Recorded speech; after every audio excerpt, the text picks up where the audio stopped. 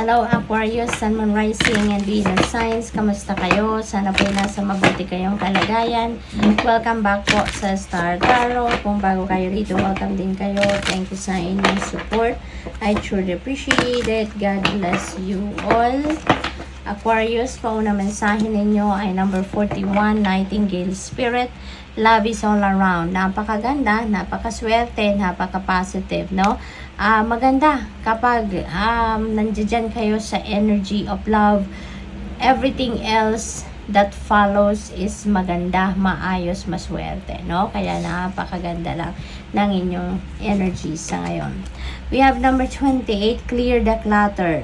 Ayan, so maraming basura, maraming bagahe, no, ang nasa paligid ninyo sa ngayon siguro, Aquarius, kaya maaring hindi lang physical space dito ang i-clear out ninyo, but maybe also you're about to clear out as well yung mga physical space, living space ninyo, no? So maaring nandoon kayo, at saka paglilinis din ng inyong energetic field, no? Paglilinis ng isip din ninyo, pagtanggal ng mga negativity dyan, negative thoughts, feelings, and emotions. We have number 40, Mouse Spirit, tend to the small things. Ayan.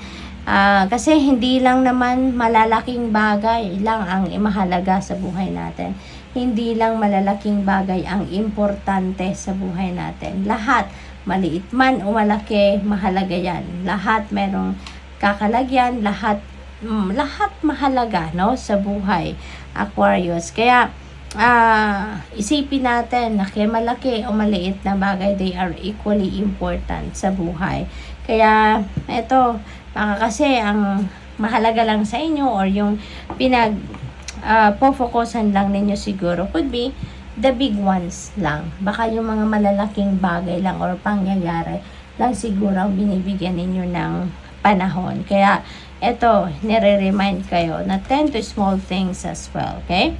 Number 52, Scarab Beetle Spirit, magic works through you. Napakaganda. Parang naririnig ko din manifestation. Siguro nandoon din kayo ngayon sa high energetic frequency of manifestation sa ngayon. Kaya swerte kayo ngayon. Swerte kayo lalong-lalo na sa pagdating sa opportunity siguro sa trabaho, pagkakakitaan, investments, mga ganon. At saka yung yung mga creativity siguro ninyo ngayon, baka ngayon you will be oozing with creativity, lalabas talaga ngayon yung galing ninyo, mga talents ninyo, yung mga ganon, no? We have connections. Ayan, may mga partnerships dito na magaganap. Maaring that is love connection, maaring magbubuo kayo ng bagong love relationship with someone. Pwede rin dito na merong kasalan kasi may kontratang pipirmahan, may commitment, engagement. Maaari din na yung partnership na to, hindi lang ito love connection, but this could also be a new friendship or a new business partnership na maaaring papasukin ninyo, no? Shamanic healer, cleansing. Ayan. So, clear the clutter. Tapos, cleansing kayo dito. So, maaaring cluttered talaga ang inyong energy field, Aquarius. Kaya, kailangan ninyo na mag-cleanse. Kailangan ninyo na mag-detoxify ng inyong sarili. No? Siguro, napipick up ko rin dito na ang iba siguro nag-i-smudging kayo.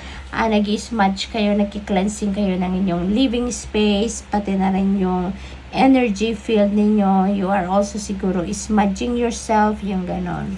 What else? We have confusion. Ayan. So, maaari talaga na mahalagang gawin ninyo ang pag-smudge sa sarili ninyo at sa living space ninyo para matulungan kayo na magkaroon din kayo ng katiwasayan sa isip, mental clarity, at saka makakatulong yung pagdi-declutter ninyo ng living space din ninyo, pati na ng isip at ng puso ninyo. Kasi, siguro, cluttered talaga kayo, kaya confused din kayo, diba? You have a muddled mind. Pero, kapag kasi wala tayong negativity sa energy field natin, magaan, maganda, malinaw, no? Yung mga nararamdaman natin. And sa pag-clean up also ng inyong physical space, malaki din ang epekto niyan sa ating psychological aspect, no? Kasi kung cluttered ang nakikita natin, magulo, 'di ba? Pati isip natin naaapektuhan, naguguluhan din tayo, hindi rin tayo makapag-isip ng maayos, hindi rin tayo makapag-diskarte ng maayos. Kaya maganda yan na magde-declutter kayo ng lahat-lahat, no? Pati na ng inyong sarili.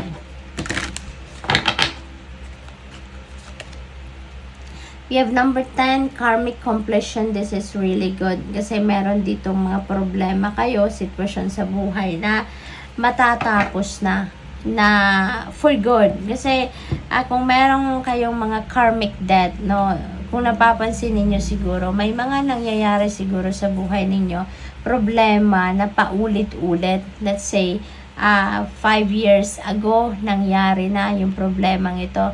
Tapos, after couple of years, babalik, same thing, same scenario, mangyayari na uli. Tapos, lumipas na naman ng mga araw, mga buwan, mga taon, tapos balik ng balik, no, ang same situation. It's maybe because you still have that karmic debt. Meron, pa rin kayo, parang unresolved issue pa rin. Kaya balik ng balik ito. Hindi pa ninyo na-address ng tama ang sitwasyon na yan or ang problema na yan. Hindi pa ninyo natututunan, no? Hindi pa ninyo natututunan ang mga lessons na dapat ninyong matutunan from that problema or from that specific situation. Kaya balik ng balik yan.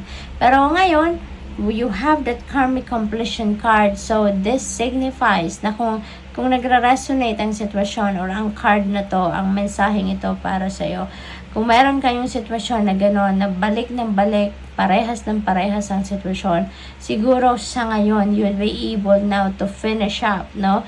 Kung ano man ang karmic debt na to. At baka ngayon, ma-address mo na ng tama ang sitwasyon na yan, matututunan mo na yung mga lessons na dapat ninyong matutunan from that, and kapag nangyari yan, tapos na, no? Tapos na. You are going to complete that karmic debt na, no? At hindi na yan muling babalik, hindi na yan muling mangyayari pa, no, sa buhay ninyo. So, what else? We have number 46, domestic harmony. Ayan. So, finally, diba? Maganda, masaya din ang inyong magiging relasyon sa bawat isa sa pamilya. So, this is really beautiful kasi kumbaga, magiging masaya lang, magiging maayos lang inyong relasyon, wala nang mga away, mas magiging loving and compassionate na kayo with each other, yung ganon. We have 85, follow your dreams. Ayan, wag ninyong kalimutan ang inyong mga pangarap, Aquarius. Kasi, yung pag take action natin towards manifestation of our dreams, it doesn't come with age, it doesn't come with, kung nasaan kayo, ano man ang estado ninyo sa buhay. 'Di ba? Limitless ang potential natin para ma-carry out natin ang mga dreams natin. Kasi lahat naman tayo may talents, may skills and gifts. So gamitin na natin 'yan para magawa natin, no, yung mga pangarap natin, mag-come to fruition ng mga dreams natin. Okay? So good luck. Thank you for watching. Love and light. Namaste.